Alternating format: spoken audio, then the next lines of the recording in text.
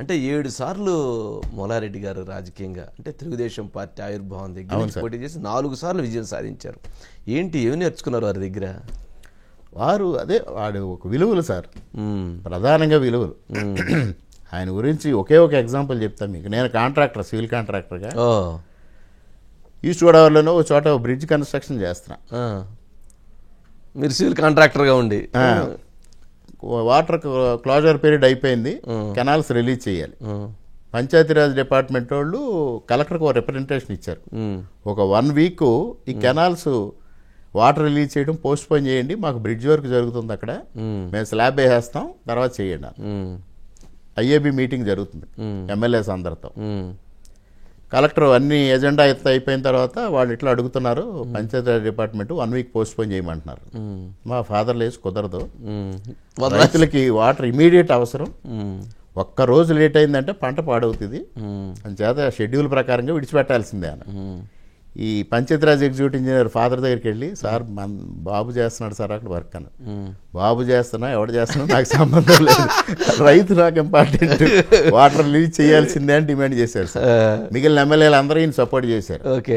ఆ executive engineer బెక్కమొహం వచ్చి నా దగ్గరికి వచ్చి ఇట్లా అన్నాడు, సరే జరగాల్సింది జరిగిపోయింది, నెక్స్ట్ స్టెప్ ఏంటో చూద్దాం అన్నాడు. ఎస్సీ ఒక పెద్ద ఆయన ఉండేవారు, ఆయన వచ్చి మూలారెడ్డి గారి గురించి నాకు తెలుసు, ఆయన పబ్లిక్ కోసమే ఉంటారు, మనం ఏం చేద్దామో చూడండి అన్నారు.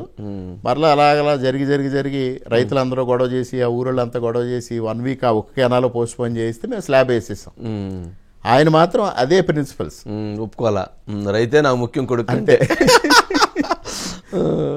సరే వచ్చారు, మూలారెడ్డి గారిది అయిపోయింది 2014. 2014లో 1400 ఓట్లతో గెలిచారు. అంటే వెరీ టఫ్.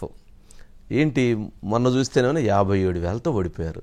ఏంటి ఆ గెలుపు ఏంది, ఈ ఓటమి అంత భారీ, ఎందుకు అంత వ్యతిరేకత వచ్చింది? గతం కూడా చూడండి సార్, 1999లో మూలారెడ్డి గారు 968తో గెలిచారు. గెలుపు వెరీ. 2004లో 28,000 తేడాతో ఓడిపోయారు. 2009లో 38,000 తేడాతో ఓడిపోయారు. ఆ నియోజకవర్గంలో గతంలో కాంగ్రెస్ కానీ ఇప్పుడు వైఎస్ఆర్ కానీ గెలిచినప్పుడు భారీగా గెలుస్తుంది. తెలుగుదేశం గెలిచినప్పుడు నేరోగా గెలుస్తుంది. అంటే సామాజిక సమీకరణాలు ప్రధానమైన పాత్ర సార్. ఉమ్మడి ఆంధ్రప్రదేశ్ రాష్ట్రంలో అత్యధిక రెడ్డి ఓటింగ్ ఉన్న నియోజకవర్గం అనపర్తి. అంటే పులివెందుల కంటే ఎక్కువ ఉంది.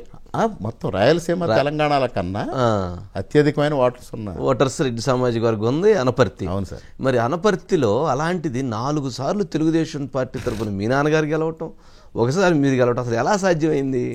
అంటే మూలారెడ్డి గారు 1970 నుంచి ఆ ప్రాంతంలో ఆయనకంటూ ఒక వర్గం ఏర్పాటు చేసుకున్నారు. ఎంత వర్గం ఉన్నా కమ్యూనిటీ కష్టమైనా నష్టమైనా వాళ్ళతోనే ట్రావెల్ చేస్తారు.